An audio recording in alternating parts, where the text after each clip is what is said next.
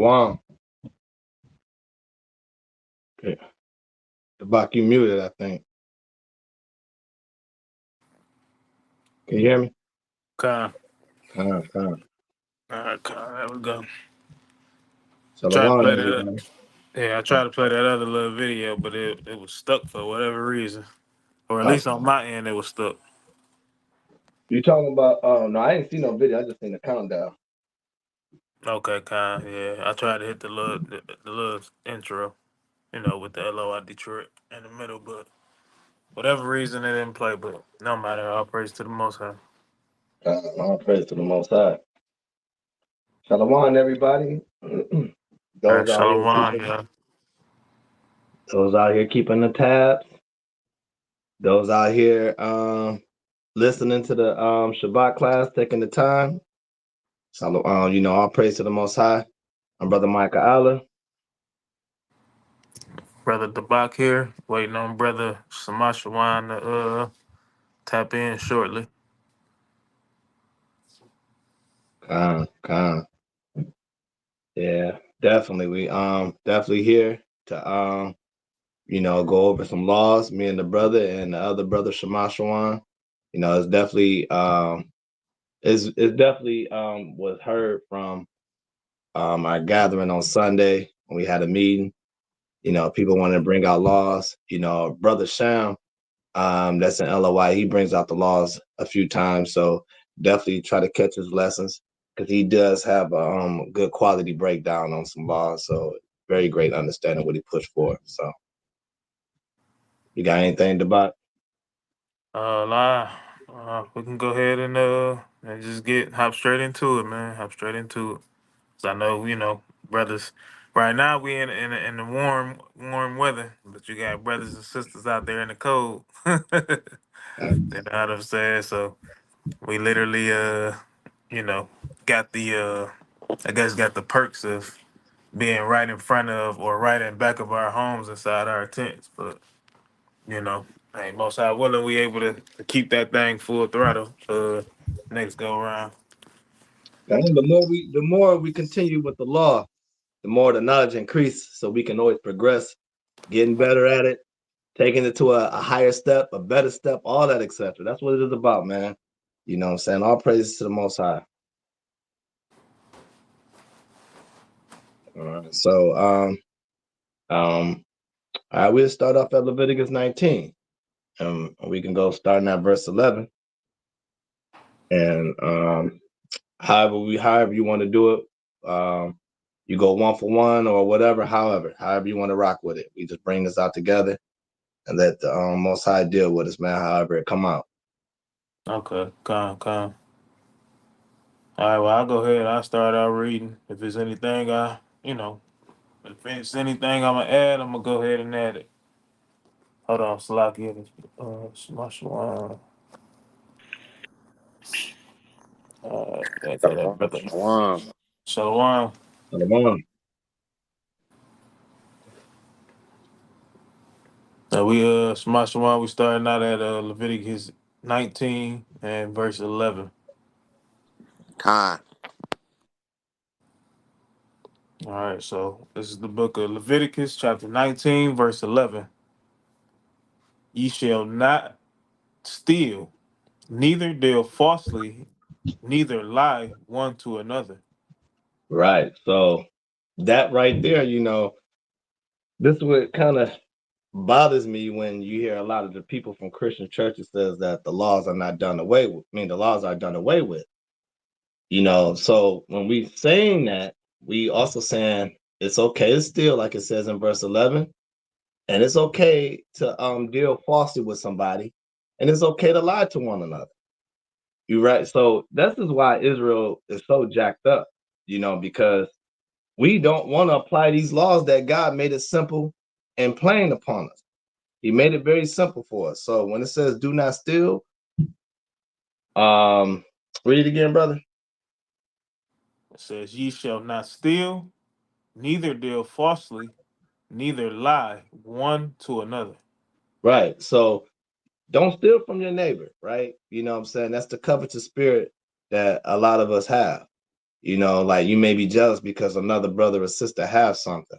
So your mindset, instead of like asking or talking to them, you find the mindset of trying to steal from them, right? And then it says neither deal falsely, right? Like don't deal with your brother falsely, like trying to find the ways of lying to them, making an excuse for anything, where you make it seem like you can do this, but you really can't, or you really want something, or whatever. You're dealing with them falsely, right? And it says, and lie one to another, just lying, what I'm saying? Like, anybody, anything, we should always have an honest tongue against our brothers and sisters, what I'm saying? Like, really, especially if they're in need and help, you shouldn't have to lie to them, that you really can help them if you can. Any of your brothers want to add on to it? Kind, you know what I'm saying? Especially to that last point, is that's part of it, and then definitely going into the law. You know what I'm saying? Don't lie to your brother about the law. You know what I'm saying? Don't try to add to it. Don't try to take away from it. Don't try to soften what the law actually says. If you got a brother that's a homosexual, hey, tell him the most I said, don't be a homosexual. You know what I'm saying? Don't try to beat around the bush. Don't try to tell a brother, oh, it's okay. You know what I'm saying? Don't try to do none of that. The Lord literally tells us Isaiah 58:1, and he says, cry aloud and spare not. So what should be the reason we should spare one another from telling them what the law is? There's no reason at all. You know what I'm saying? So, and it goes into the same thing. Don't deal falsely. You know what I'm saying? Don't, literally tell a brother, hey, you got some type of, whatever it be, crops, clothes, you know what I'm saying? Whatever it may be. Like, you tell him you got a deal for him, and then next thing you know what I'm saying, you give it to somebody else. You know what I'm saying? That's dealing falsely with your brother. Just because that other person coming with more money or a higher reward for whatever it is you trying to give out. Our people literally like that. And we're not supposed to be like that one to another, man. So that's all I got on that. What about you, Shamash? You got something? Con, I feel the same way on the same issue, but we shouldn't be stealing from another. If we have something, we should be able to give them. If we able to give it to them, give it to them. Don't be trying to steal it from them. That's like being envious and covetous towards your brother or your sister. So we should not be doing that. We should come together. Keep it 100 with one another. Don't be lying to one another. Don't dealing nor deal falsely with another. We got to be truthful to one another because that's all we have is one another. So we can't sit up here and deal falsely like because you don't want to deal with nobody. You don't give them a false lie or something like that because you want to deal with them. We shouldn't be thinking in that mindset. We should put off that old man and put on that new man so we can deal righteous to our brothers and sisters when it comes to this truth because we want to make it to the kingdom one day. We don't want to be sitting back and knowing we can help our brother and sister out and we don't want to do it. Uh, Uh, all right. all right, verse 12. And ye shall not swear by my name falsely, neither shalt thou profane the name of thy God. I am the Lord. Right. So that's just like a vow, right? Don't go in and make a promise in God's name, because his name is holy. You don't lie on that man's name. You don't lie on his name because he's not a man that's built on lies. This man he's all about truth. So when you say that, hey, I made a promise and you're gonna do something to help your brother or your sister out, and you promise that thing, you have to keep up with that promise, especially when you put God's name in it. You saying, hey, I swear on the Most High, I'm gonna do these. That's why Christ said, don't even swear on his name. Don't even say, just say, let your yea be yeas and your nays be nays. Just go ahead and just fulfill your word. God is all about trying for us to fulfill our word. That's how we can trust and relate with others. We can count on others when we keep our word. But don't use his name in vain, like his name don't mean anything. You know what I'm saying? That's disgracing his name. You know what I'm saying? You might as well you better off using Satan names. His name is a disgrace, but God's name is not a disgrace. You know what I'm saying? So you want to keep that name clean because God is a clean God. He's built on truth and not on lies. I'm good on that, but you can keep going. You got Smash One? You got something? No, you go ahead. All right, verse 13. Thou shalt not defraud thy neighbor, neither rob him. The wages of him that is hired shall not abide with thee all night until the morning. Right. So this is like having your own business, because we got a lot of Israelites that got their own business, and it's true. This law still stands, right? So you may have another of your brothers working for you, right? You know what I'm saying? You don't want to hold back his wages. You know what I'm saying? If you told him that, hey, like, at that day, let's say, for instance, however y'all have it set up, if a brother was working for you or a sister was working for you, they supposed to be paid that same day. But now, let's say, for instance, because we are in captivity and we know that it may not be as feasible for you to pay somebody that same day, you can definitely negotiate and say, hey, by the end of this week, I'll make sure you have your money. Not shortchange, not taking out anything. Give them exactly what y'all agreed on. So if you told the person you're going to give them $500 at the end of the week, you give them $500, not 480, not 490, because Israel love to do that. Try to take something out of it and say, "Hey, I'm gonna pay you back tomorrow, or I'm gonna pay you back another day." That's not in the law. That's unrighteous. Even if you feel like you're being righteous because you may not have enough, but y'all made an agreement, right? So it says, and you're not supposed to hold back the wages of someone that you have hired in, right? Not even for one night. You know what I'm saying? That's what I mean. Like, hey, not just for that one night. Like, hey, I ain't gonna be able to pay you today. If you made that agreement that you was gonna pay that person that day, you have to. Don't say, hey, I know I told you, but the money didn't come in. So tomorrow I'm gonna do it. So you have to be very careful how you deal with your neighbor. All right. Hey, Shamash one, grab me Tobit 4 and 14. All right, because this is an example of a father teaching his son these same things, right? Because I know we reading in the law, but of course we know that the prophets that's written inside the scriptures, they literally read in the law too, and this is what he was teaching his son.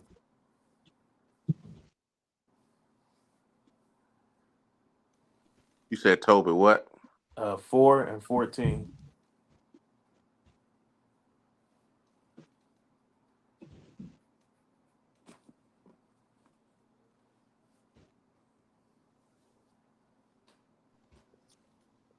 This is Lucky, the my background loud. Nah, I don't hear uh, nothing. I don't hear Okay. nothing. All right, good. This is the book of Tobit, chapter 4 and 14.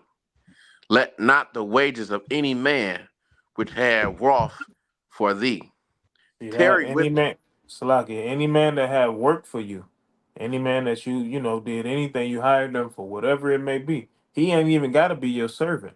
You know what I'm saying? But any man that you hire in that moment, right, Reed? Tarry with thee, but give him it out of hand.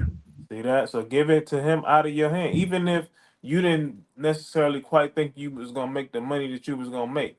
Hey, if you made money, it ain't no, hey, I gotta keep what I was gonna make for me. You know what I'm saying? No, if you hire this person to work with you or work for you, he's saying, hey, give it to him out of your hand, out of your own stash, out of your money. Right, Reed? For it thou serve God, he will also repay thee. See that? Because our people love looking out for self. You know what I'm saying? Hey, he's teaching his son like, hey, if you love the Most High, he's gonna repay you. He's gonna be the one that gives you that increase. It's not what you actually do for work per se, but it's also you literally fearing the Most High and you doing exactly what the commandment tells us, which not letting wages abide with you all night, right? So if you do that, it's saying, hey, the Most High is gonna give you that increase. Go ahead, finish that up. Be circumspect, my son, in all things thou doest, and be wise in all thy conversations. All right, so that's just more of the law, man. He's telling them, hey, be circumspect, be attentive to the law. You know what I'm saying? In other words, that's what he's telling Toby here. And I land there. God. Way to bring that up. Good way to bring that out. That's so true, man. Because Israel, man, we don't like to pay people back. You know, and there's times where, you know, not saying all Israelites. I'm just saying there's been times where you may not be able to pay people back.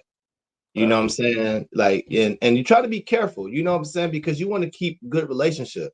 You know, if you owe somebody, you make sure you do your due diligence to pay them back. Make sure you have communications. Like, don't go and like try to dismiss yourself when you know that when someone offer you some money, or I mean, well, someone has blessed you with money, and you ask them, can you borrow this and that? Hey, take the time, you know what I'm saying, to pay back. You know what I'm saying? Don't try to be like, I know the person got it, you know, so it ain't nothing to them. No, the law says you have to pay them back. That's robbing the brother, low key. That's robbing the brother when you feel like the brother got too much to give back. You're robbing your own brother. I don't care how much he got. The law says we have to pay our dues back, right? And if you can't pay them, talk to them. Find ways. The law got many ways we'll go into later how you can pay somebody back. We'll get into that later. Okay. All right. This is the book of Leviticus, chapter 19, verse 14. Thou shalt not curse the deaf, nor put a stumbling block before the blind, but shall fear thy God. I am the Lord. Right. And this is two ways to look at it. This is literal and the spiritual behind that. Right? However you want to take it, right? You don't want to curse the deaf, and literally, you don't want to curse the deaf. You know, many ways of, you know, that the brother or the sister can't really hear, and you starting to like laugh behind the back, tease them or whatever because they can't hear you. Talk bad in front of them just to get laughs out. Like, yeah, I'm talking right in their face, and they don't understand what I'm saying. You know, doing stuff like that, or you know, just cursing with words that brings negativity, right? And when you see a blind man walking, you don't want to help him of your own kind. You just let him, you know, you put things in front of him so he may fall, right? So you can get a laugh at. It's not funny. But when we take it in spiritually, you know what I'm saying? Just like what the brother Debak said, you know what I'm saying? We got to teach the law of the nothing but the truth, right? You don't want to curse the deaf. You know what I'm saying? When someone that don't want to hear and they may be attentive of listening to something else, and you try to deal with them, you know, because we got short attention spans. So sometimes we'll be listening, and then you be like, you know what? I ain't gonna even talk to you no more. Forget you. I ain't giving you the law no more because you ain't taking the time to listen. You shouldn't go that route. You know what I'm saying? You deal with that with scoffers. You know what I'm saying? Because there's always distractions around us. It doesn't mean that that person is not listening to you when they're not looking at you. You don't want to curse them, say, I'm not giving you the word. Or I don't want to talk to you no more because you hard headed. I'm not going to deal with you no more. And with the blind, you know what I'm saying? You don't want to blind somebody to the law. You don't want to make them look at something that's unrighteous and say it's okay. You know, that's how you curse the blind. Because the person that's blind, they don't see it. They don't see what you see. You may see it, but they don't. It's you have to be patient with them. We don't shun. You know what I'm saying? Because the deaf is the people that's walking around here that don't want to hear. So that means you might as well say, I want to stop street teaching. You know, the blind is where they don't see what we see. They see what they want to see, but we still have to open our voice and let it be known that God's word is the light and the truth. I land there. Uh, Con. I I just want to touch on the just the stumbling block, man, because our people look at that, and you don't want to place no stumbling block in front of anybody. You know what I'm saying? As far as what somebody may be struggling with, you know what I'm saying? You literally you got somebody that might have been addicted to smoking cigarettes or anything like that. You don't want to, just because you not tempted or anything like that. It's not always a smart idea, because we understand that we got family members that's still in the truth. You know what I'm saying? So to invite that brother to a place to where your family member is gonna be, and they gonna be doing the things that a brother or sister might be weak at, that's literally putting a stumbling block in front of them. Huh? You know what I'm saying? Because although you may not feel no temptation, they probably will. So just because you strong enough doesn't mean you should put a brother or sister in that situation. So it's just letting you know, like, hey, regardless to whatever it may be, you know what I'm saying, be careful to what it is you're doing. because you have people that's coming up after you, people that's, you know what I'm saying, take hold to you, take a liking to you, you know what I'm saying, like as far as being around and things of that nature. You got people that like learning from you. So if somebody that's struggling, you know what I'm saying, with something like that, with defiling their temple, you know, with smoke, and that person actually likes being around you, it's just letting you know, hey, don't be that stumbling block. You know what I'm saying? Don't be that stumbling block. And then it's also for yourself too. You know what I'm saying? Don't put yourself in a situation to where you can possibly fall. You know what I'm saying? It's don't be your own worst enemy. Right? Not letting there. Con. I feel the same way about it, but also we gotta be patient with our people when it comes to the scriptures.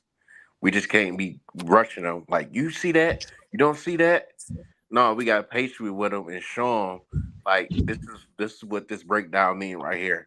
I'm gonna paint you a picture. I'm gonna paint you an image of what is this talking about, so they can get the understanding of what it is. Because if we don't, we just saying it. Like I said, we putting a stomach block in front of them, and we're gonna sit there and they're gonna keep stumbling on it. They not catching it like we gonna catch it if because we got the understanding of what it is. We gotta be patient for our people. We can't like Mike Allah said, we can't shun our people for not them getting the understanding of what the scriptures is saying. We can't just be like, nope, I'm not dealing with you. You don't get it. You putting a stumbling block in front of them because you ain't trying to give your time and try to teach them of what the scriptures is saying. You just like, nope, you ain't getting it. I'm gonna shut you off. You gotta learn your own. Now it's a stumbling block. Now he gonna take all what he reading. He's gonna have no understanding what it's saying. Now he gonna try to teach somebody else what it's saying, and both parties got a stumbling block because now you set up there and you got the knowledge and understanding, and you not being patient with your people so they can get the understanding what the scriptures is saying. I end there. Well said, brothers. Well said. Most definitely. All right, so continuing on in Leviticus 19, verse 15. Ye shall do no unrighteousness in judgment. Thou shalt not respect the person of the poor, nor honor the person of the mighty, but in righteousness shalt thou judge thy neighbor. All right. So the best way to look at this to get a good full understanding, give me Deuteronomy 1. Start at verse 15. Right? Because the Deuteronomy is going to give you a little bit more understanding with that, right? It's going to go into more depth with it, and you're going to see what this is going into, right? Because this is talking about your priests, your leaders, right? This is what this is going into. All right. Start at It's verse the, 15. it's the book of Deuteronomy, chapter 1, verse 15. So I took the chief of your tribes, wise men and known, and made them heads over you, captains over thousands, and captains over hundreds, and captains over fifties, and captains over tens, and officers among your tribes. See, we always had leaders in Israel. It was never like we were left out without a leader. We don't have it now because we're so hard-headed. We don't want leaders, right? We want other nations to rule over us, right? God has performed leaders in our situation, right? When we got like an L.O.I as leaders over us, and L.O.I Detroit, you know what I'm saying? We have leaders that's in the congregation that's we have to decipher matters. And if we can't decipher the matters, we talk to the head leaders. We always got somebody ruling over us, right? But go ahead. Verse 16. And I charge your judges at that time, saying, hear the causes between your brethren, Hear and the judge. causes between your brother, right? So instead of assuming when you a leader and you are put to the table to go ahead and rectify situations, you have to hear the whole matter. I don't care if that's your homeboy, that's somebody close to you, that's a family member. It's always two sides of a story. You have to hear the whole matter, especially if you're going to be a righteous leader, if you're going to be a teacher, Are you going to be a judging or whatever? That all falls into the table when you a leader. When you a leader, you got to be a judge, and you also got to be able to teach, and you have to judge it righteously. Right? Continue.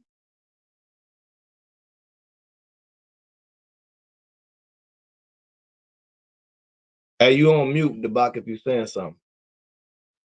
Oh, Salaki. So I'm gonna start at the top again. So verse 16.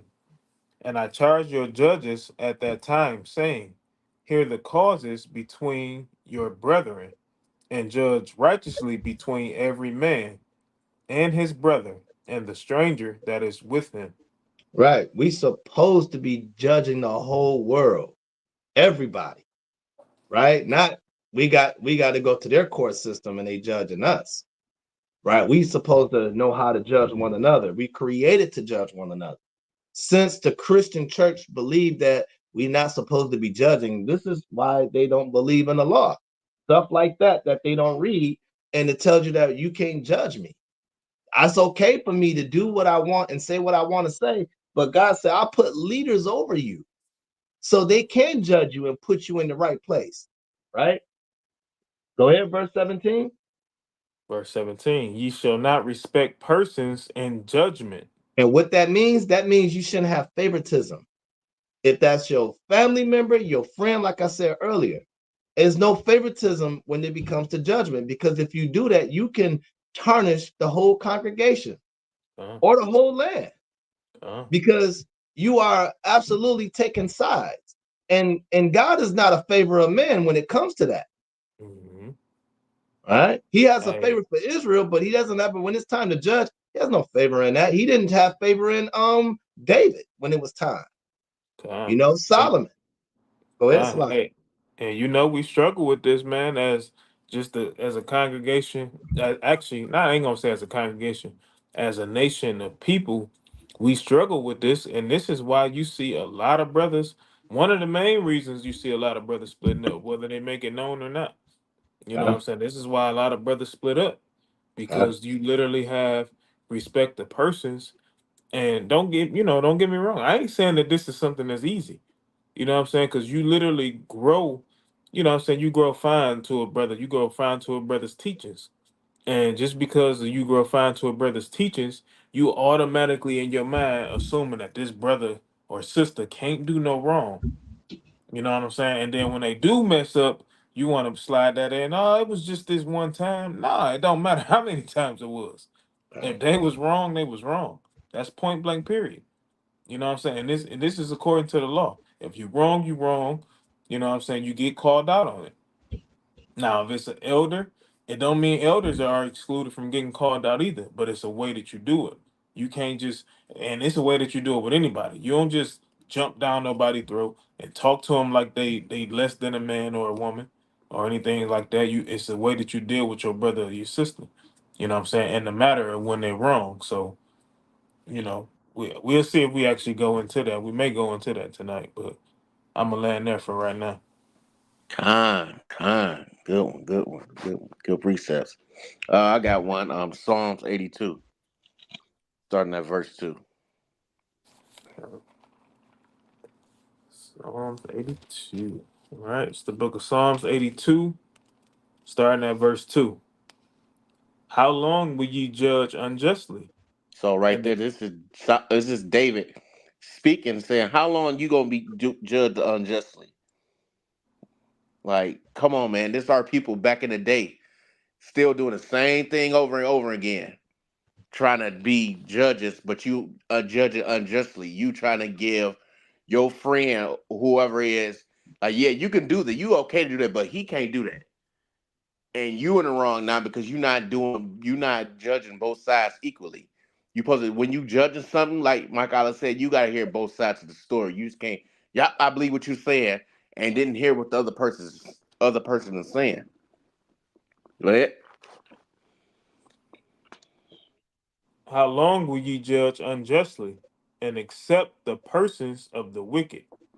See right there, you're gonna keep accepting this wicked stuff around you instead of you judging the matter.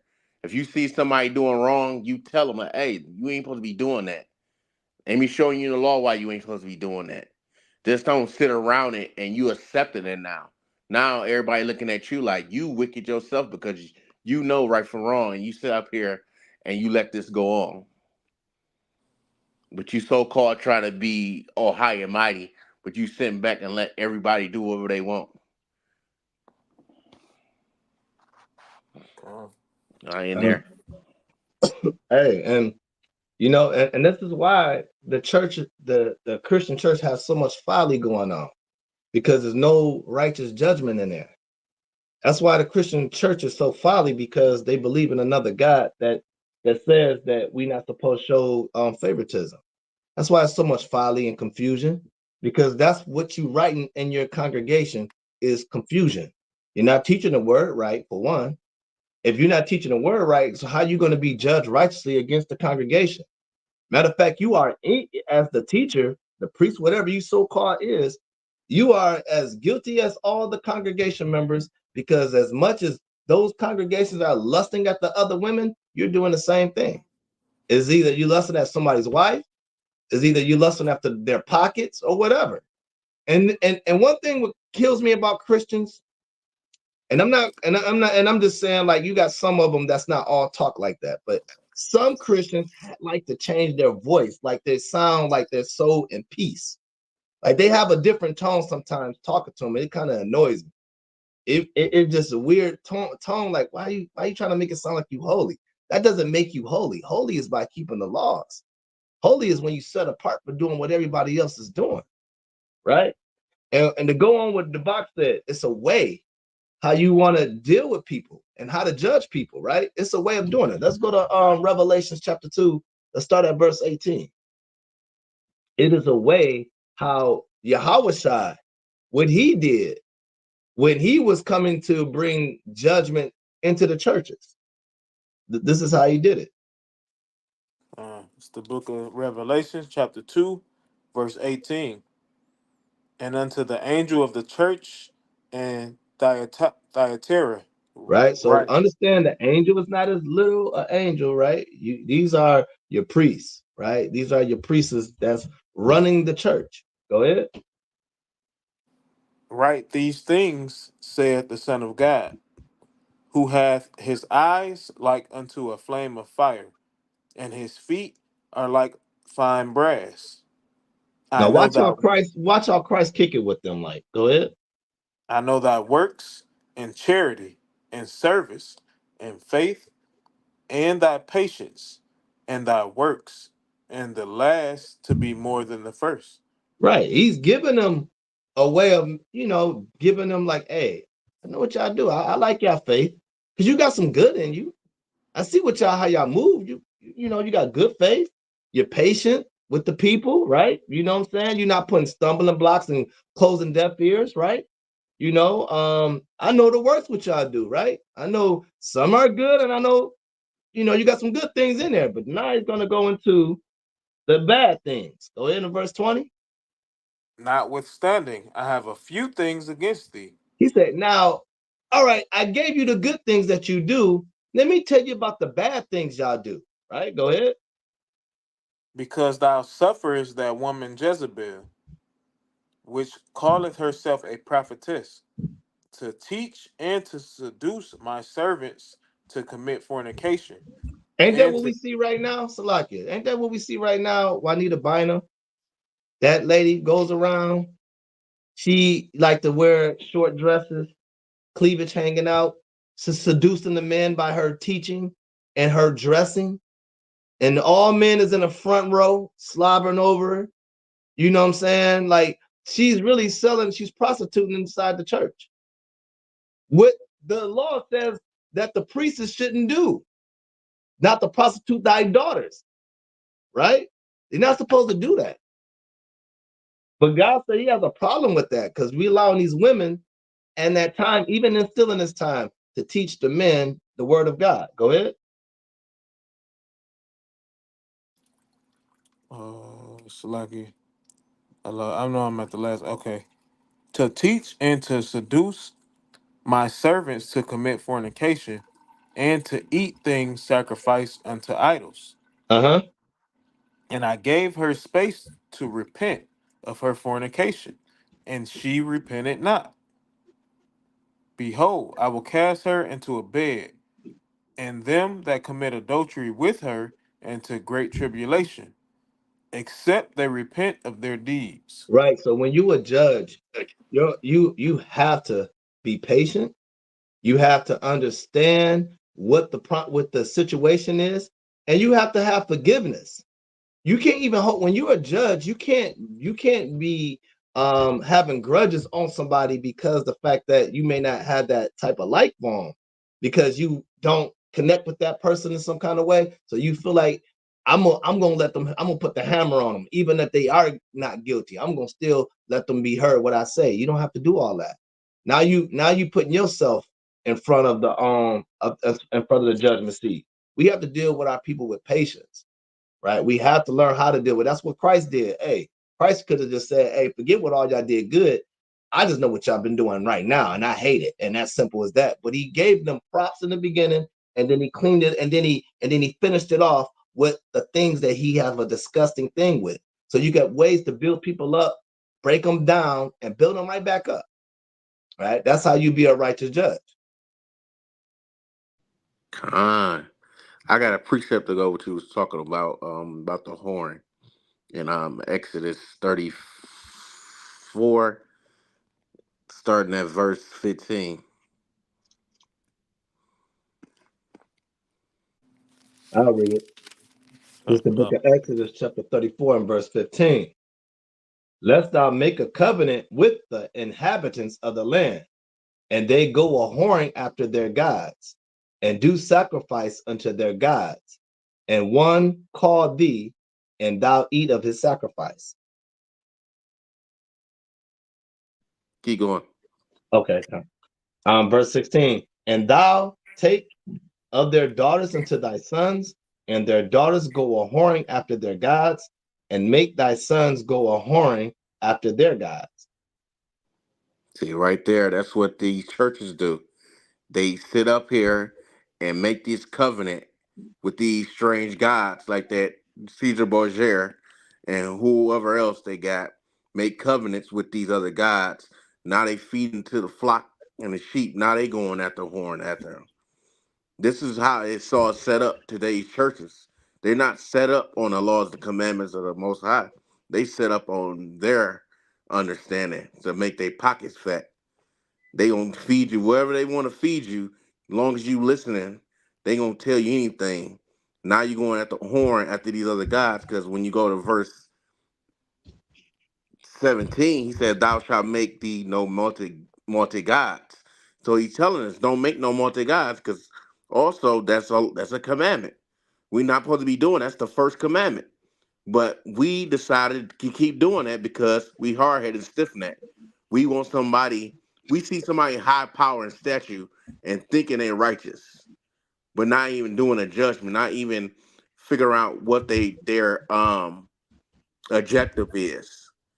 Like when you go got the First Thessalonians, prove all things. We got to prove these pastors and bitches and stuff. Is they really doing what they saying they doing before we go on there and say, he preaching good. He preaching you lies to keep you in the dark so to continue to get your money because he's not going to give you the truth. Because you go in there ask him a question, what this script say, he going to tell you, oh, I don't know right now, get back at you. He should know automatically, I got you right here. I mean, this. Not in there.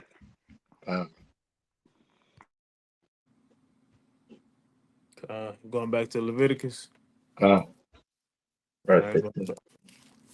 going back to Leviticus chapter 19 We in 16 right now. and verse number 16. Thou shalt not go up and down as a talebearer among thy people, neither shalt thou stand against the blood of thy neighbor. I am the Lord. Right. So you don't want to go around and spreading lies, gossiping and spreading lies about people. You know what I'm saying? That's not the way Israel gotta be. This is what they taught us in America. But no, we supposed to learn how to embrace one another and be honest, like the scripture said earlier. You know what I'm saying? Verse 11, when it says, deal falsely, neither lie one to another, right? It's repeating the same thing, right? It's the same, don't be a liar, don't be gossiping. And then when it says, because this is mostly all court-based related, right? So you know what I'm saying? So when you're dealing in a court situation, like it says, neither shalt thou stand against the blood of thy neighbor, right? So you know, well, in our neighborhood, in our terms, we call snitches get stitches, right? We supposed to know if that brother was wrong, he killed someone, or he did this. We supposed to say, hey, no, he did it. Even if that's your boy, you have to stand up what's true. That's why it says that we have to make honest and righteous decisions when we do these things, right? We can't have favoritism. We have to be straight up, and that's hard. That is very hard when you know that you have a good bond with a brother and sister, and you know they did something really trifling to another brother. You can't be like what we always been taught in the streets, like, man, hey, I ain't gonna say nothing, man, but you know, I'm gonna have this one-on-one conversation with you and tell you, like, man, you wrong for that, but I ain't gonna say nothing. Cause man, we ride together. We can't do that when we in this Hey, truth. hey, can I bring? I'm gonna bring the law on that. You can talk on it, right? So what he going into? That's Leviticus 5:1. It says, and if Hold a on, let soul, me get there with you. Let me okay, get there with you. 5 and 1. con,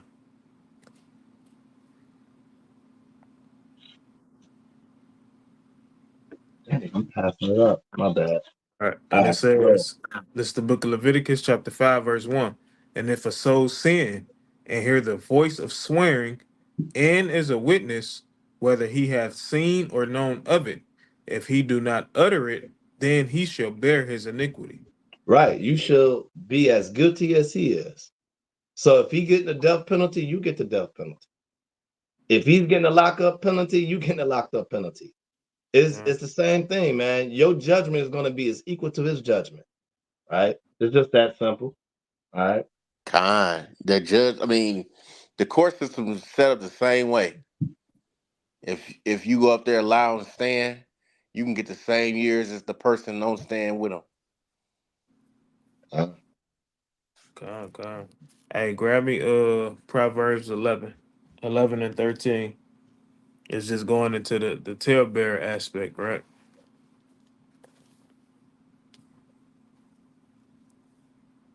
uh, this is the book of Proverbs, chapter 11, verse 13. A talebearer revealeth secrets. What does he do? Revealeth secrets. Right, talebearer revealeth secrets, right? Literally, you going up and down, literally telling everybody somebody else's business. You know what I'm saying? And it's not like this is talking about somebody that hasn't committed a sin. You know what I'm saying? So if somebody's giving you a secret, it might be something that they may struggle with or something like that, and you going up and down. Hey, man, this nigga wicked, man. He can't handle this. He can't handle, you know what I'm saying, watching this TV show because there's a bunch of women on here and he lusting after them. Uh, You know what I'm saying? You going around making fun of him, being a talebearer, just telling his business. You know what I'm saying? You're not supposed to be that way because now what happens? Now you have other people looking at him. You know what I'm saying? You have other brothers don't even want to bring their wives around this brother. You know what I'm saying? Now this brother is feeling isolated because of your actions. You know what I'm saying? Don't be a talebearer because those are the things that can happen. Isolation is literally it's a real feeling, man. You know what I'm saying? In Israel, it can be amongst any congregation. Brothers can feel isolated because you know that everybody knows your business. You know what I'm saying? But you know that you only told one, maybe two brothers. So it had to be one of those two brothers that's going around telling your business, right, Rito? all right. A talebearer revealeth secrets, but he that is of a faithful spirit concealeth the matter. Right. See that? So, but he that has a faithful spirit, he's not gonna go around telling you business. You know what I'm saying? It don't mean that he's not gonna hit you up and contact you and see how you doing from a day to day basis. You know what I'm saying? See is it anything he can? You can go over scriptures. You can fast with the brother. You can pray with the brother. You know what I'm saying? Whatever it may be, especially if it's something that's against the Most High. Now, if it's just a secret of some sort, that won't cause any offense to somebody, you still shouldn't tell it because that he's trusting you with that. You know what I'm saying? So just wanted to expound on that.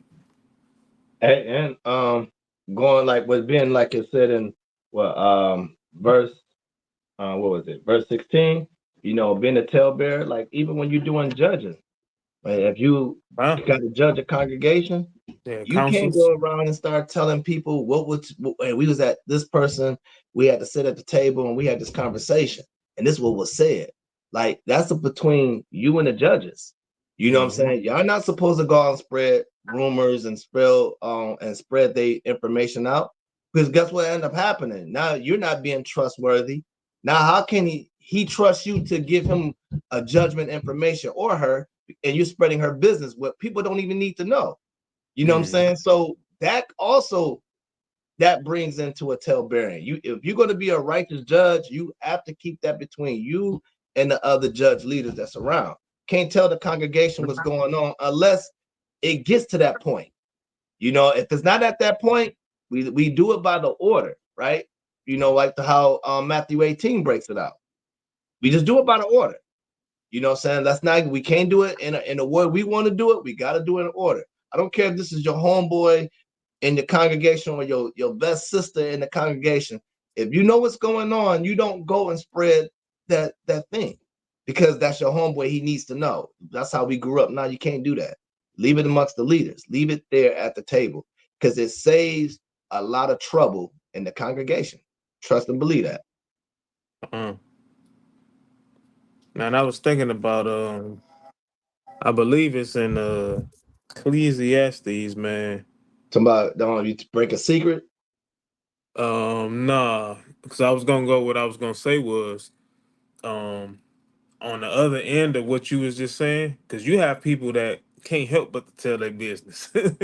You know what I'm saying? Mhm. Can't help but to literally ask everybody for counsel or everybody for advice. Those type of people, I think it's in Ecclesiastes somewhere where he tells us not to have a Multiple council of counsel. many. Con. I think that's the Sirach. It might be hold on. Yeah, kind. But yeah, pretty much, unless you're one of y'all brothers Right. find it real quick. Is it Sirach? Yeah, I could find it, but I ain't got my pocket for right here. But it's in Ciroc. Okay, kind. I knew it was one of those. But yeah, man, it's on the other end of that is you. It's you as well. Don't go around expecting, people not to be talking about you when you telling everybody your business. You know what I'm saying? Like it's literally and should we talk about you? No, we shouldn't. You know what I'm saying? But when you put it out there like that, you put it out there to be talked about. You know what I'm saying? It's just like Facebook. Don't put nothing up there you don't want people commenting on. Because what's your point of putting it up there? Con, There's no point at all. You know what I'm saying? con, Don't put your business out there. You con, know what I'm saying? Like, hey, you gotta be. If you expect somebody else to conceal your secrets, you have to conceal them as well. con. That's what I said. What I said. Huh. Let me go back to Leviticus real quick. Leviticus 19, verse 17. Right, this is one of the most important ones we get wrong all the time. Right, it says, "Thou shalt not hate thy brother in thine heart. Thou shalt in any wise rebuke thy neighbor and not suffer sin upon him." My God, got kicked out. I'll keep going to the next one. It's my Shawan. You can expound on it. Verse 18. Thou shalt not avenge nor bear any grudge against the children of thy people, but thou shalt love thy neighbor as thyself. I am the Lord. Uh, yeah, we not supposed to go out there and try to avenge. We got to let the Most High take care of that because at that time, I know they did have like camps set up for refuge for the ones that committed the crime, so they can be safe until the whole matter is heard of before they strike a judgment on that person. So we got to let the elders and the judge settle this to settle what happened. We just can't just go bear any grudges against our children because we can't do that because you can go back to the law. We supposed to be one love for another neighbor in Leviticus. 19, the same chapter we at. When we get down to it, we can't not be out here hating one another. We have to love one another, even though they did us wrong. We still gotta love our brothers and sisters because it's all we have. We gotta go to the elder like, hey, I need you to look at this issue what's going on so we can squash this beef because I don't want to be beefing with my brother or my sister. We need this squash. We need to look over what's the center of this issue that had us going at each other's throats. We can't sit up there be mad at one another and now we're about ready to kill one another. Because it's how we do in these streets today. It take one little small thing, like we go back with tailbearers. Like, man, I heard he gonna do this. Now the whole thing got flipped upside down. Now y'all trying to kill one another instead of figure out why you fighting one another. Come together as unity. Just don't be quick to try to fight one another. Not in there. Okay. That was brother Bayan Shakar had put Sirach 19:6, but that's not the one that I was looking for. It could even, man, it could. Unless one of y'all brothers actually find that one that I was looking for in Sirach. I was thinking of Ecclesiastes, but it's one of those two. You know what I'm saying? Not to have counselor, don't have a counselor of many, or it might say don't have counselors of 1,000 or something like that. Yeah, Something I know along what you're those talking lines. about. It's in Sirach somewhere. I know exactly what you're talking about.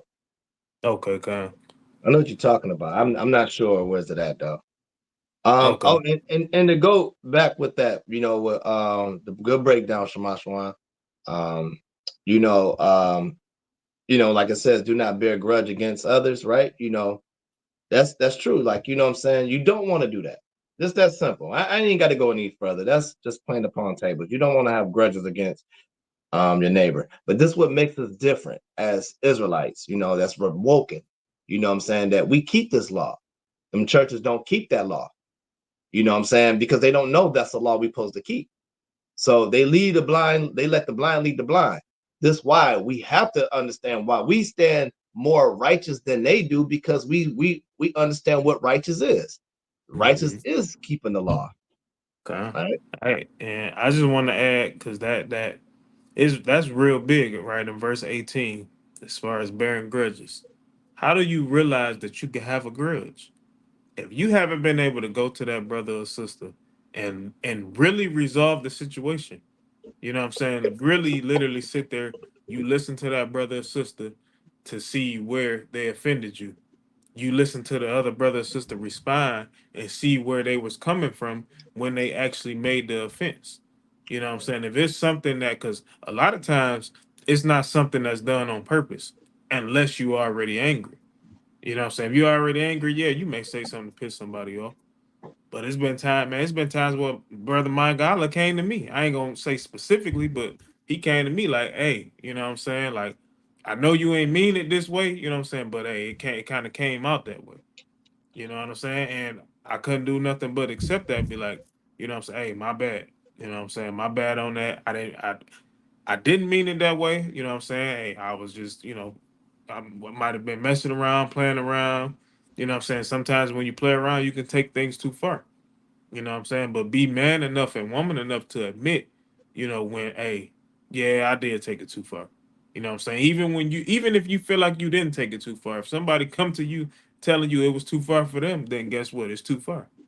You know what I'm saying? You can't put your judgment on somebody else on what you believe is too much or not. If somebody come to you saying that, hey, accept it for what it is, apologize for it, you know what I'm saying? And, try not to do it again. And that's how we kind of got to be with each other. We can't bear no grudges. We can't be mad at the next brother or sister, because, oh, man, they was just tripping, man. They know I was playing. You know what I'm saying? What they tripping for? We can't be like that. You know what I'm saying? That's according to the law. So I land there with that. But going on to verse 19. We'll go ahead and read that. It says, "Ye shall keep my statutes. Thou shalt not let thy cattle gender with diverse kind." Esau love doing that. Uh, uh,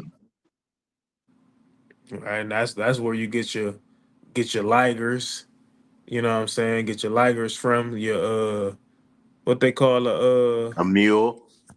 you know what I'm saying, mule, all that. That's where you get that from, man. You get dang on seals mixed with sharks. You know what I'm saying? All kind of crazy mess, man. And that's why they believe in damn mermaids. Cause you better believe they tried to get a human to mix with a fish. It just ain't work.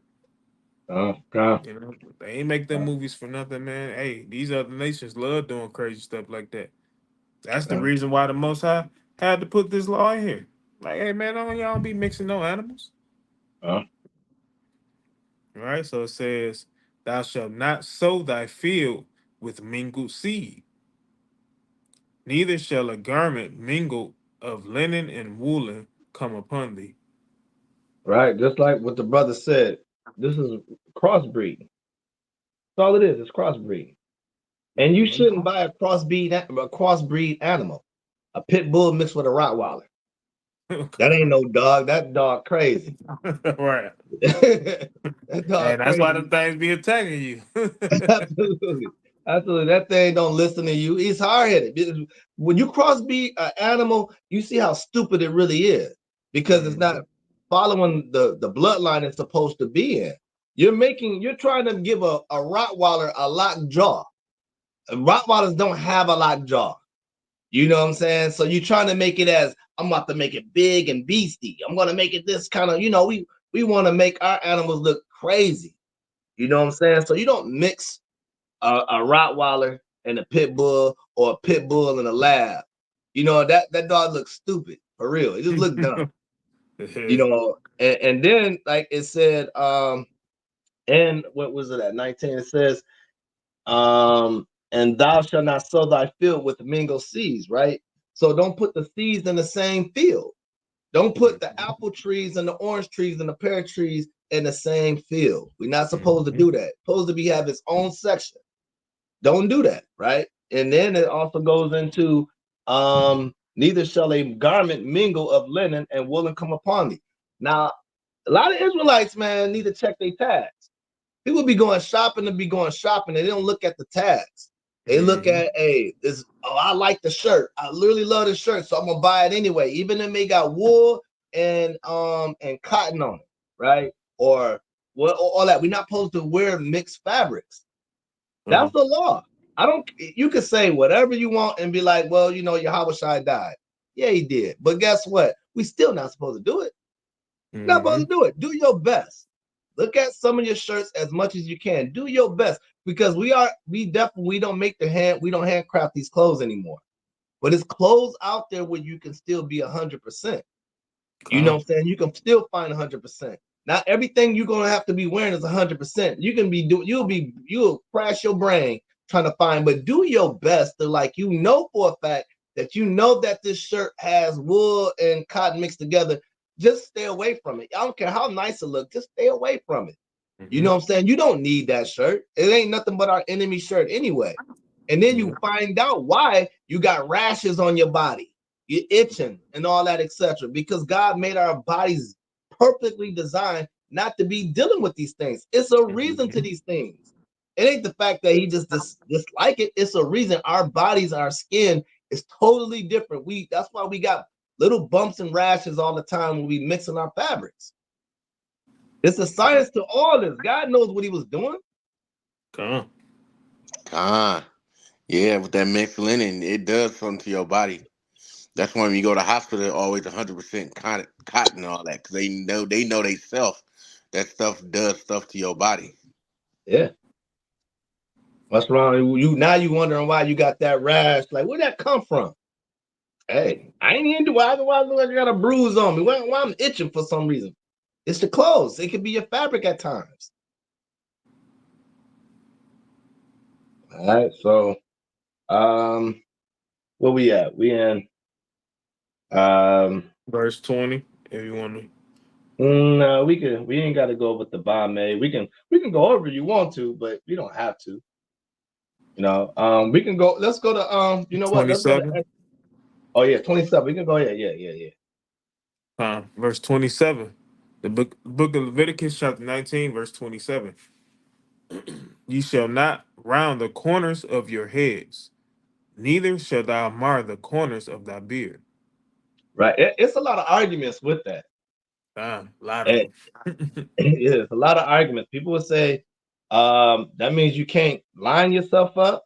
Yeah, that's the You man. That was the worst one I ever heard. Yeah, I heard that one too. You can't get, you got to just just cut your hair, but you can't line it up. That, I mean, hey, if that's what you choose to do, if that's what the law tells you to do, and that's your understanding, then you just keep it. Hey, I'm not gonna argue with you on it. That's what you Yeah. believe. Okay, all praise it. Because you might be Nah, right. You could be right. I'm not gonna argue with you nah. if because it's not really a blueprint that we're looking at. You're reading in your own lens. You could be right. So that's why I'm not gonna argue with you on it. Now, you could be right, but this is where my understanding comes from. And I So and I say that too. You have to have that way, even when you teach it, man, because you can't tell. Like for me, like you just say, if you look at it that way, keep it that way. But don't tell nobody else that that's a sin, right, because right, you look at it that way. It's not just right, because you look at it that way, it don't make it a sin.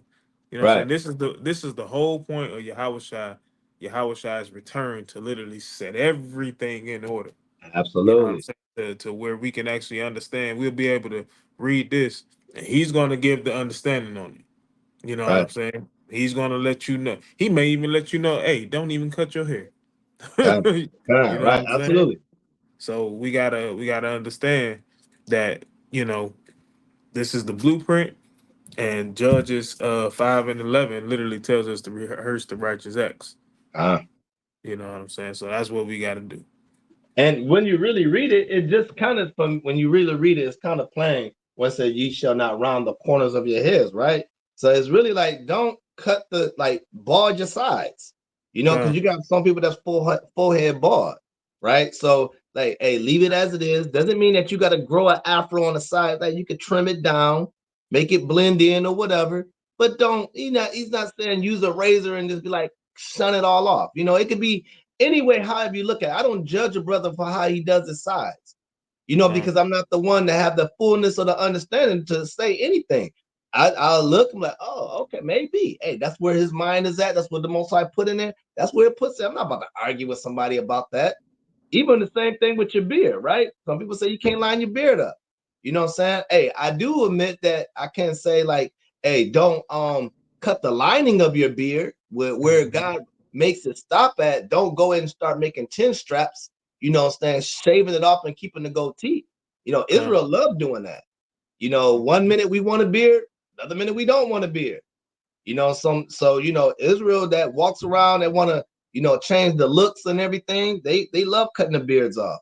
You And know they what I'm just saying? following the trend, man. That's all it is. Absolutely. When Rick Ross grew a beard, man, that's when I seen so many brothers with a righteous beard, didn't even know it was Nah, righteous. They were growing it out because of Rick Ross was doing it. well, I you can look at it as Rick Ross, but for me, it was not for me personally, but I started seeing it a lot. You know what I'm saying? Like right after Ben Wallace, and then definitely when James Harden hit the scene. You know what I'm saying? With his, that's when I really started seeing him. Uh. But you said Ben Wallace didn't have no big beard. You said Ben Wallace? Yeah, Ben Wallace. He had no big beard. Yeah, he He had that did. big old bro. He had no big old No, not while he was playing. Not like after he left Detroit. He started yeah. growing his beard out. He started like Okay, come towards on. the end of his career. He started growing his beard out. You know what I'm Oh, saying? He okay. had a lot of grays and stuff like that. But then when Harden hit the scene, you know what I'm saying? That's when everybody Yeah. was really on that. Yeah, man. We attracted to rappers and sport athletes. That's what we attracted to. That's our Mhm. that's our leaders. Yep, Shoot. definitely is. Ah, you go back to Samuel with that. We want a king. We want a king. Because they watching God, all these other nations. God. Hmm. Hey, and this is what I was talking about earlier when we were go to verse 29, because this is what I was talking about earlier when we was talking about the women teaching inside the when we was reading in Revelations. The Revelation kind, the Jezebel Yeah. kind. This is the book of Leviticus, chapter 19, verse 29. Do not prostitute thy daughter to cause her to be a whore. Right. Hey, Lest understand. This is also talking to the priestess. This is talking to the priests that when you have daughters, do not have them come in there with short skirts. Don't come in there letting their cleavage hang out. This is talking to the priests, where it trickles down also to the people. Priests get the first dib knowing what's going on because this is the Leviticus priesthood. They not supposed to be coming in there bringing their daughters in with short skirts. You can't dress them up like that in these temples, right? Go ahead. It says, "Lest the land fall to whoredom, and the land become full of wickedness." Right. Because you know why? It's going to be people going to be want to sleep with that person. This is why our temples were like that. The Jezebel spirit. That's why it was like that. The priests allowed their daughters to dress like that. And then now, guess what? You got whoredom going on. You got a bunch of whoredom going on. And we still see it today because the pastors that's raising their daughters and bringing their wives into these churches, they all got little dresses on. They are sitting in the front row, and then they got a tight dress on so they can show they butt and everything so they can be looked at. And then you got all these bishops and all these other people are lusting after the priest, the preacher's wife, and the preacher's lusting at the bishop's wife. It's a whole orgy going on in mind and in action. That's why God said this is, when you read in 29, it says, do not prostitute thy daughters because cause her to be a whore, lest the land fall into whoredom and the land become full of wickedness. That's a disgrace. That's a folly going on. We making God look bad doing that. I ain't got nothing to add. Go to verse 32. Verse 32. Go to 31. Go to 31. Verse 31. "Regard not them that have familiar spirits, neither seek after wizards to be defiled by them. I am the Lord your God." Right. So don't go out your way, going into fortune tellers, trying to find out where did your loved one go when they passed along. Like, we're not supposed to dip her and all that. Because Saul did that. Saul messed around. He understood the law that, hey, when you had a witch, the witch was supposed to be put to death. So when that witch found out that they were coming, she tried to hide herself and separate herself from doing what she was doing. And Saul popped up because this when Saul was in his wickedness. He went into her trying to get Samuel back. Asking what Samuel was at, dealing with familiar spirits. And he was in the wrong, right? Because the spirits left, right? We supposed to let the dead be the dead. We got to let them be where they at and pray that we know that they're in the hands of the Most High. We can't be searching and looking for them to come back. They did their time. So our people love doing that, man. Going to fortune tellers, astrologies. You know what I'm saying?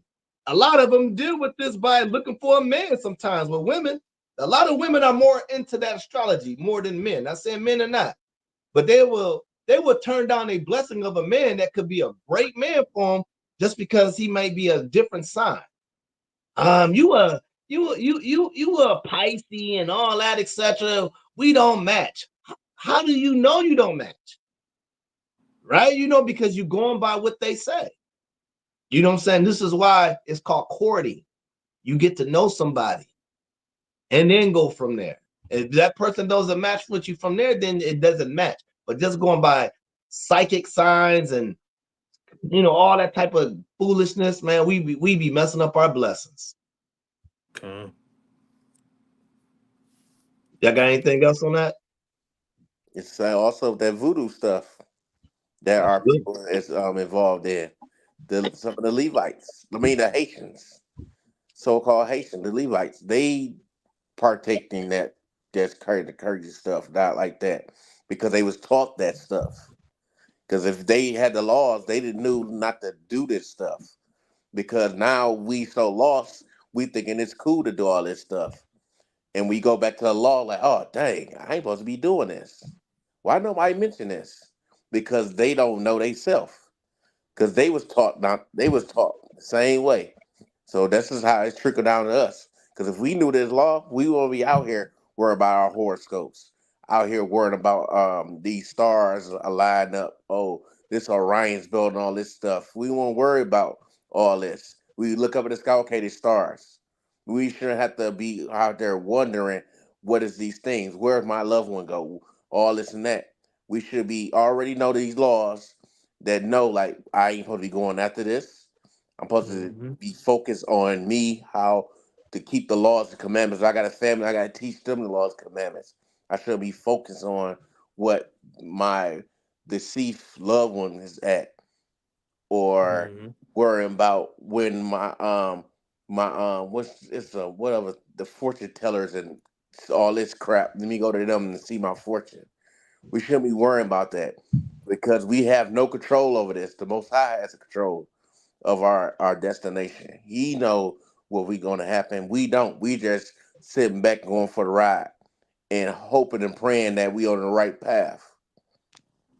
Okay.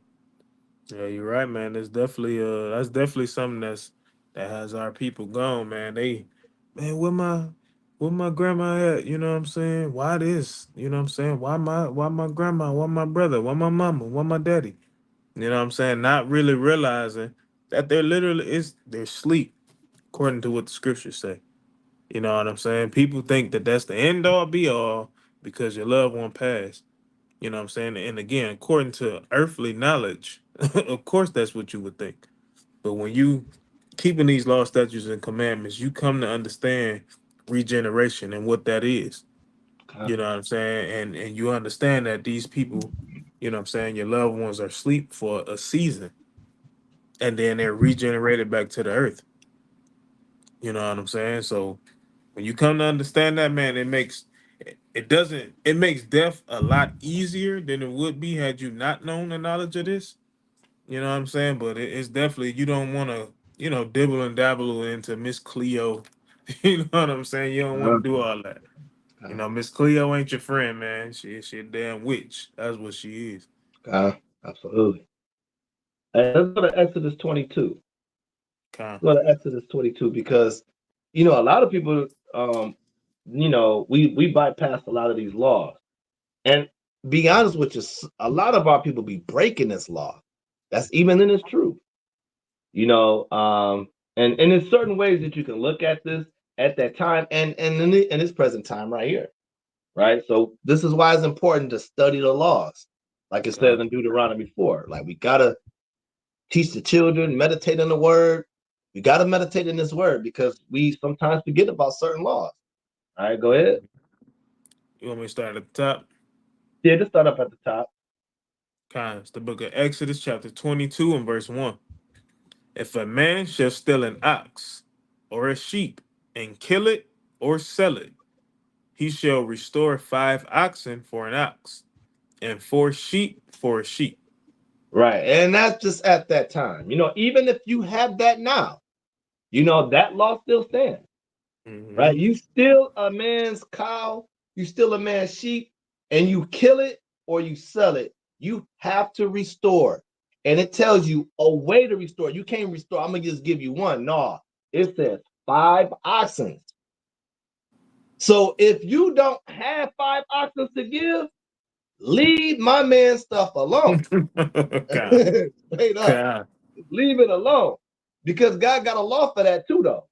We'll God. get Or to it. better, or better yet, just ask him. Absolutely. Absolutely. That's it. That's That's what all you gotta do. Just ask. Hey, you know he gonna say no. You gonna put that use that cover. He's like, man, I ain't gonna even ask. I already know what he gonna say. Right. Somebody's gonna take it, and that's what you gonna get. You gonna get your judgment for that, right? All Yep. right. So go ahead, and then it says, and for 4 sheep, 4 sheep. You take 1 sheep, you gotta pay quad. You Mm-hmm. gotta pay a quad. So you really breaking your own pockets just to steal 1 sheep or kill it. Like Mm-hmm. leave people's stuff alone. Hey, God. it goes to the same thing. Like let's say for instance, well, no, let's move on. And I want to leave that the way it is because you can't mix a sheep and a cow with the car or anything like that. You can't do that right now. So let's just God. go to verse 2. Verse 2. If a thief be found breaking up and be smitten that he die, there shall no blood be shed for him. So if a thief is found breaking up, that means breaking in your home. That's what it means by breaking up. They wrote it however they wrote it, but it means breaking in your home. And this is at night because it's a law to that, right? If a man breaking in your home at night, right, you can kill him. That's according to the law. Why?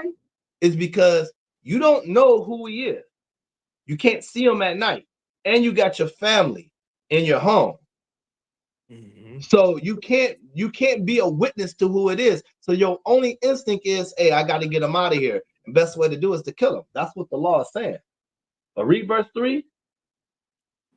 If the sun be risen upon him, there shall be bloodshed for him. Now, if the sun, what that means, if let's say if it's daytime, you can't kill the man if he's in your house in daytime because you know why? You have a witness. You know who he is. You see who that person is. You can restrain that person. It's an order to that thing, right? So when it says, if the sun be risen upon him, there shall be bloodshed for him. Hold on, let me read, let me slack it. I blew that up. Say that again, read that again. If the sun be risen upon him, there shall be bloodshed for him. But if it happens during the day, he is guilty of murder. Yeah, I'm standing right. Yeah, he's being guilty of for murder if he kills him in the daytime. That's all it Con. is. You know what I'm saying? I was breaking it down, I thought wrong, but yeah, you would be guilty for killing that person in the daytime. Go Con. ahead. For he Go should to make for he should make full restitution. If he have nothing, then he shall be sold for his theft. right. So what that is just saying like, hey, you got to pay that stuff back. Mm-hmm. You got to pay everything back. So if you don't have a job, you don't have the money to go to do it, you have to now become what it's gonna A servant. go into and what's it at? What we verse 4. It says, if the theft be certainly found in his hand alive, whether it be ox or ass or sheep, he shall restore double. Uh-huh. And Keep going. if a man shall cause a field or vineyard to be eaten, and shall put in his beast, and shall feed in another man's field, of the best of his own field, and of the best of his own vineyard shall he make restitution. Salakia, stop right there. So going back to verse 4, if the theft be certainly found in his hand alive, whether it be ox or ass or sheep, he shall restore double. So you got to pay a double.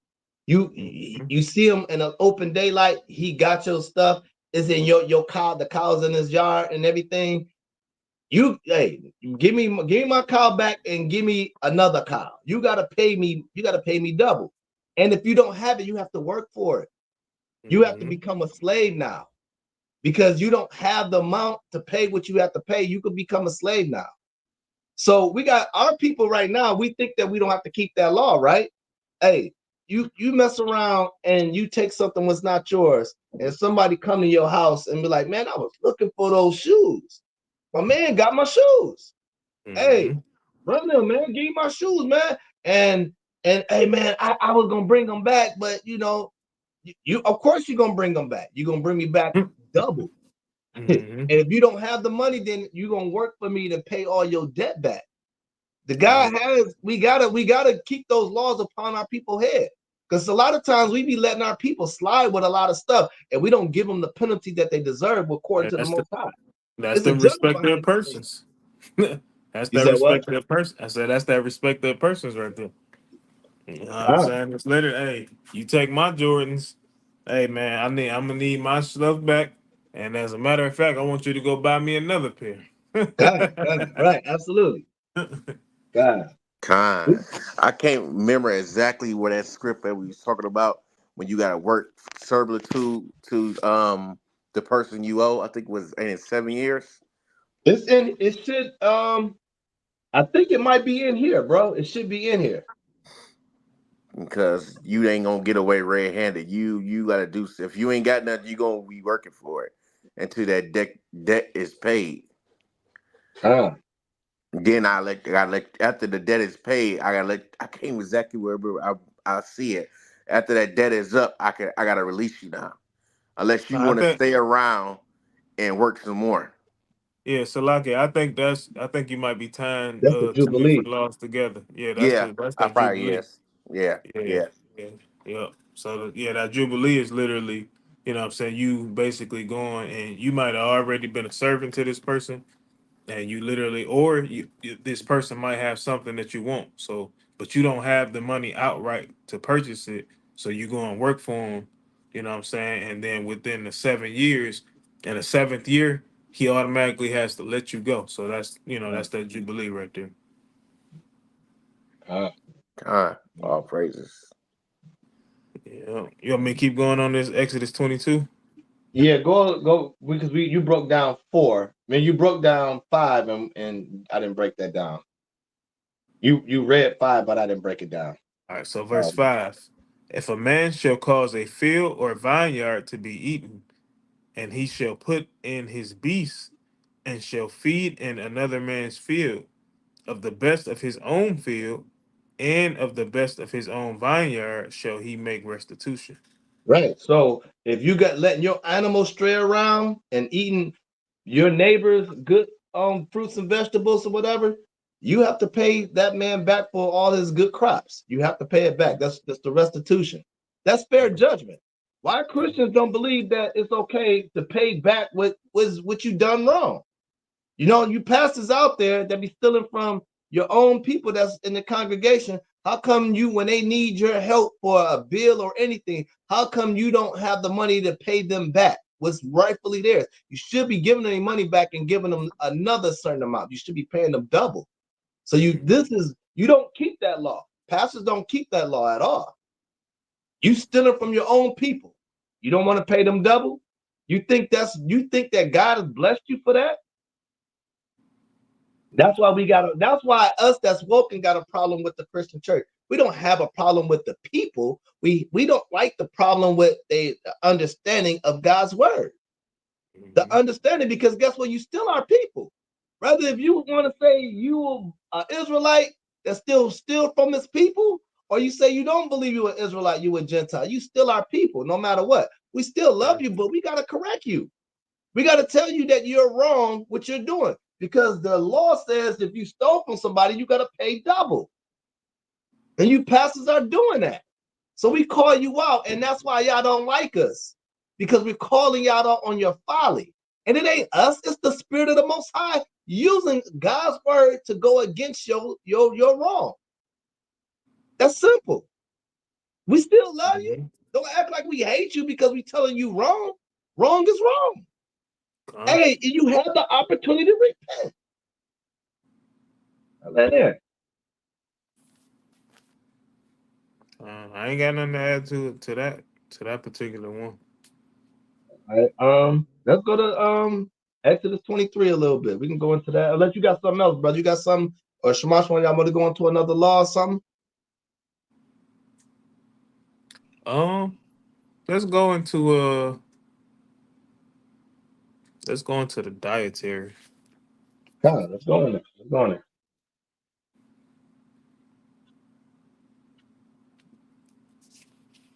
Yeah, this is a lot of Israelites issues right here, boy. They don't like this law. Mm-hmm.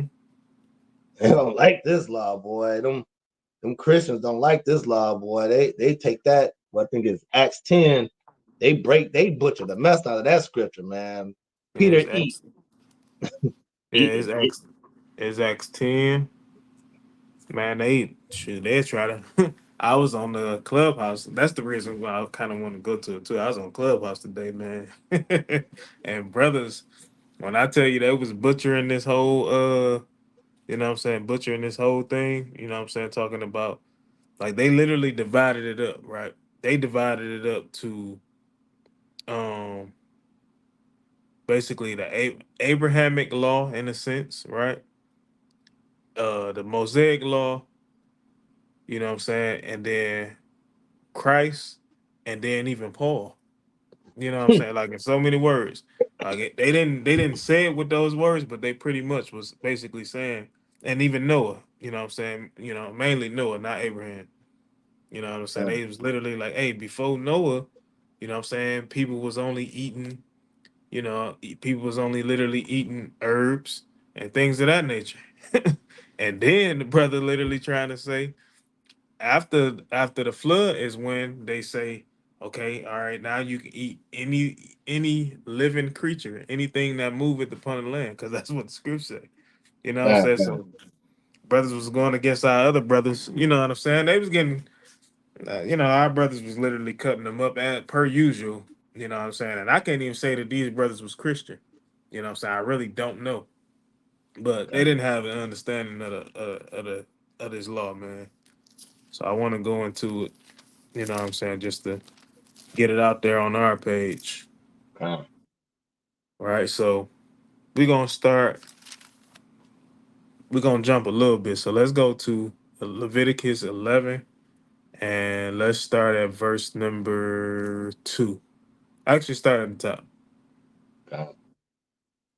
This is the book of the Leviticus, chapter 11, and verse 2. Speak unto the children of Israel, saying, these are the beasts which ye shall eat among all the beasts that are on the earth.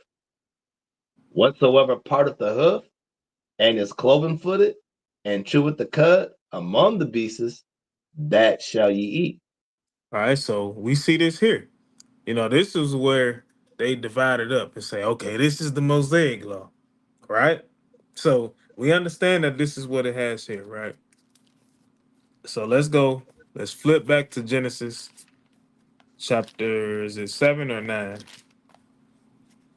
You about the time of Noah? Time. Um, it will have to be 9. it be 9. I think so. Or is it 9? Time. 9. All right. This is the book of Genesis, chapter 9, and verse 1. And God blessed Noah and his sons, and said unto them, be fruitful and multiply, and the fear of you and the dread of you shall be upon every beast of the earth, and upon every fowl of the air, upon all that moveth upon the earth, and upon all the fishes of the sea. Unto your hand are they delivered. All right. It's the same thing that what happened with Adam. You know what I'm saying? Because Adam was in charge to what? To name these animals, to be in charge of the animals, to take care of the earth. You know what I'm saying? Not just the animals, the people too, the other people that was here. You know what I'm saying? He was the main guy, right? Uh, So during this time, after the flood subsided, guess what? Noah and his sons became those men to do the very same thing. This is what this is saying, right? Go ahead. all right, verse 3. Every moving thing that liveth shall be meat for you.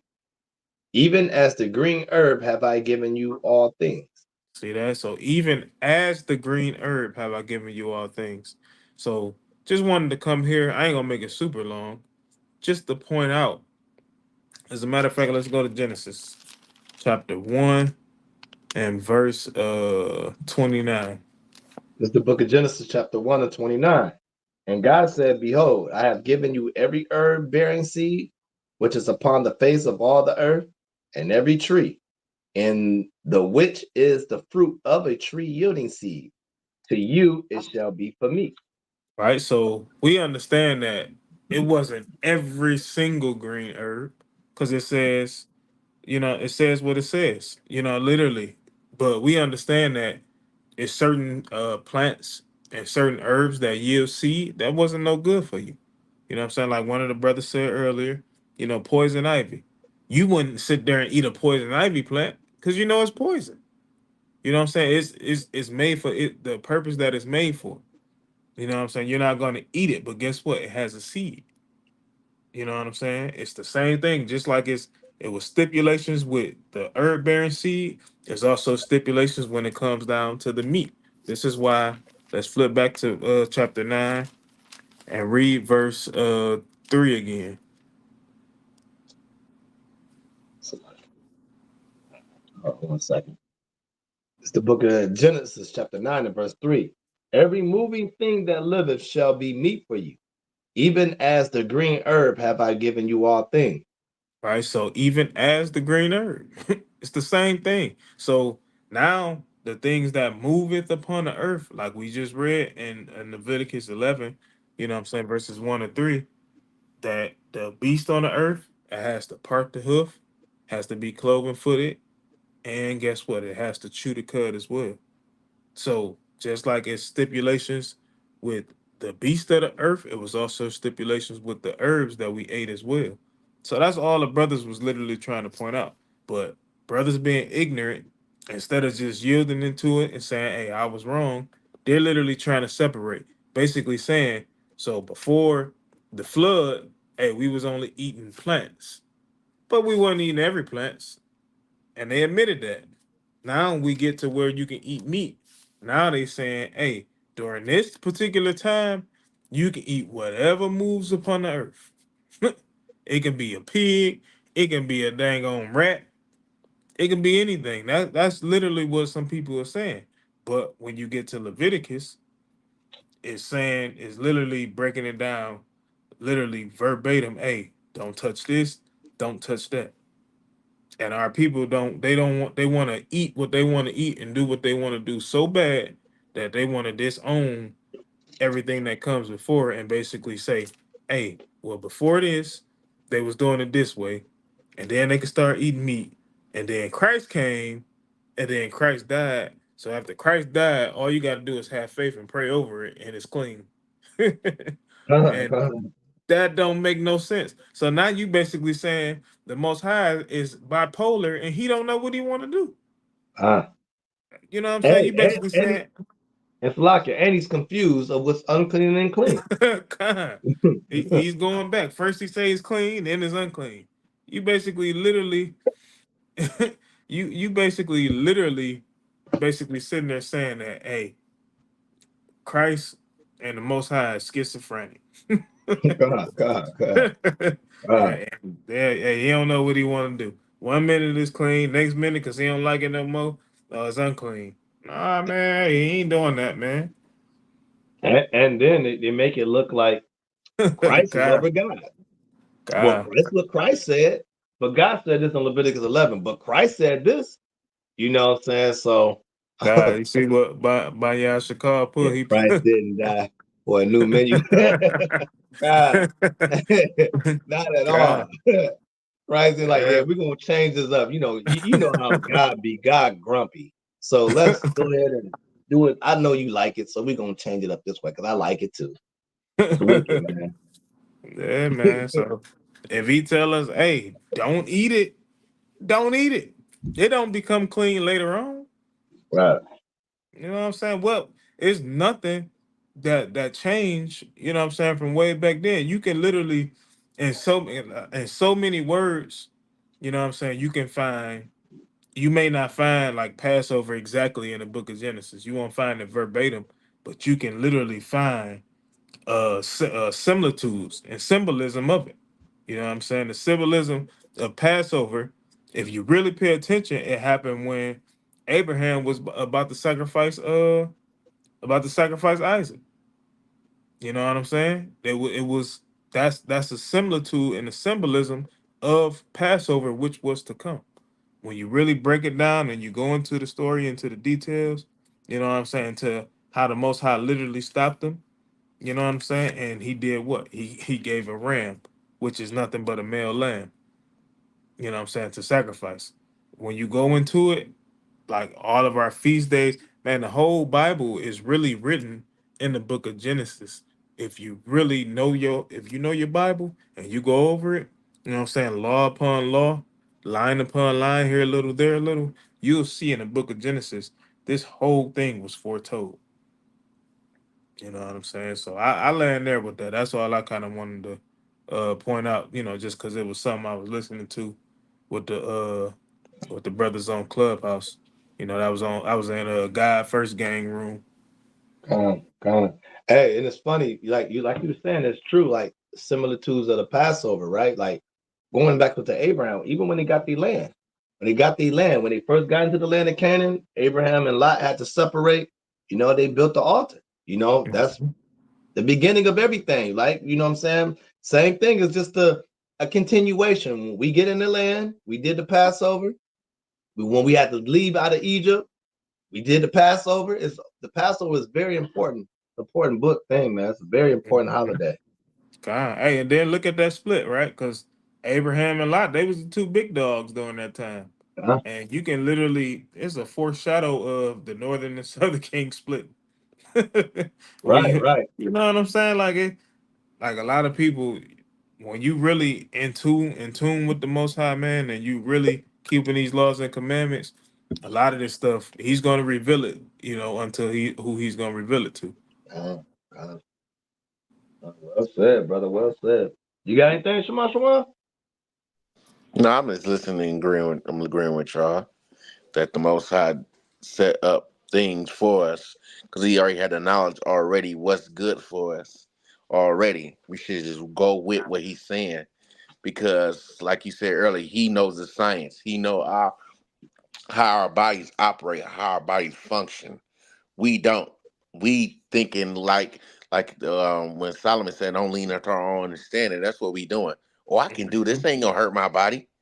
Oh, yes, it is. You just don't see it right now, but it's harming you some kind of way because it's filth when we put it into our bodies when we eat the unclean things, and we don't see that like with that swine.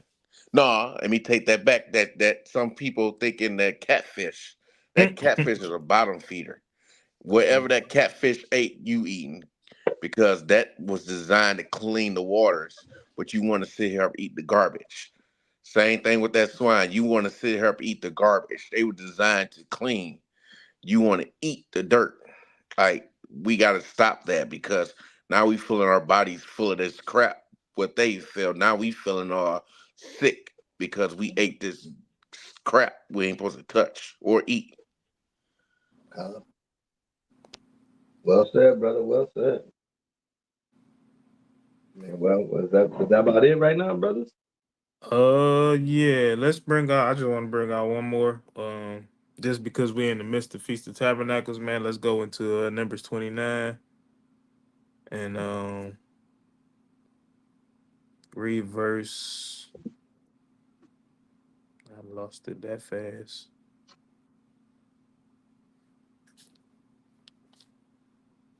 Verse 23, right? Because this is the fourth. It's the fourth day, right? Uh, Started Tuesday, Tuesday night. Yeah, it's the fourth day. All right, so just verse 23, because again, Numbers 29 is a list of what our forefathers did during this time, man. And nobody's sitting there saying, hey, go get all of these animals, because, you know what I'm saying? More than likely, if you're an Israelite, you ain't got this. You know what I'm uh, saying? You ain't got it like that. Now, you can go ahead and read verse 23. this is the book of Numbers, chapter 29, and verse 23. And on the fourth day, 10 bullocks, two See rams, that? Right, go ahead. and 14 lambs of the first year without blemish. Now, we can literally get maybe not the full thing, but you can get 10 pieces of steak. You Hmm. know what I'm saying? You might be able to afford that. Like 10 little, little thin slices.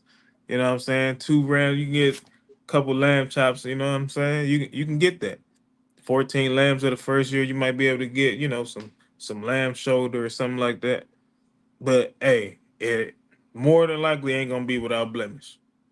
Cause Esau, he'll run over a lamb with his car and pick it up and chop it up and send it to the grocery stores.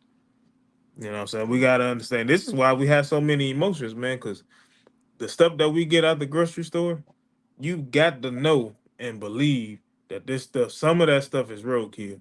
It ain't all slaughtered on the farm. Uh, You know what I'm saying? That's why we be having so many different emotions when we eating all of these different things. You know what I'm saying? Because that stress on that animal, you eating that, guess what you about to get? You finna get some of that stress that animal went through. uh, You know what I'm saying? But this is what we did on what we offered unto the Most High. Upon the fourth day during that time, this whole particular chapter lets you know what our forefathers were doing, and it also lets you know how busy the Levites was, man. The Levites had a heavy job to do for the children of Israel. So we definitely, you know what I'm saying, when we meet a Levite brother, you know what I'm saying, or, mainly the Levite brothers, the Levite men, not excluding the sisters or anything, but meeting these Levite men, hey, they had a heavy job to do. All of us did, you know what I'm saying? But just imagine you being the one to make offerings for a whole nation of people. And if you didn't make that offering, guess what? That nation of people was jacked up. Con, con, I just wanted to point that out, man. Just because it's the fourth day, so just pointed out, what they offered upon that fourth day, con, and con. and we can end it there unless brothers got something they want to add. No, not me. Kind of good here. I mean, hey, all praises, man. This was a well put together, but we just came together, put our spirits together, and brought out the laws. What the laws is very important, man. Yeah, we should do another part two of this, man, because we skipped on a lot. You know what I'm saying? And Huh? it just brings the laws brings in reality, and what it is just the life. This Mm-hmm. is what we do it for. We do this for the Most High. We do it for ourselves. We supposed to love to do it. You know what I'm saying? This is something that changed our lives all the way around. I did a 360, so this was great, man. This definitely was something well needed for Israel. And shout out to the sisters that point that out. You know what I'm saying? That they wanted to hear more, but also back to that, just hey, when brothers do put those videos out, take the time to take a look at them. No, they're out there for your learning. You know what I'm saying? I know sometimes it may whatever the videos may not be posted on your attire, but look for them. You know what I'm saying? Ask brothers or ask ask sisters if they seen them, and take a look at it. You know what I'm saying? So it was definitely good to bring this out with the brothers, man. So I land there. If y'all got anything else, y'all can go ahead and close it out with that. I'm good. I ain't got to say anything. Smash one. It's good closing, good understanding what we have poured out. The get to so our people get to understanding what the laws is, so they won't feel like they didn't know. Like we need to be on top of the laws. Like when we first, me and Mike out came to the truth. That's what we was on: laws, laws, laws, laws, laws. Like that was our foundation, building on the laws, so we get to understand what we supposed to be doing, not Um, just going off what the world say. We got to go off what the Most High said. We got to build our structure up. uh, Uh, yeah, I agree, man. Definitely agree, man. All praise to the Most High for this. Hopefully, it's edifying, man, for the brothers and sisters, and it'll probably be definitely something we can continue next week. What I'm saying? Just going over, we can jump here and there, whatever the case is.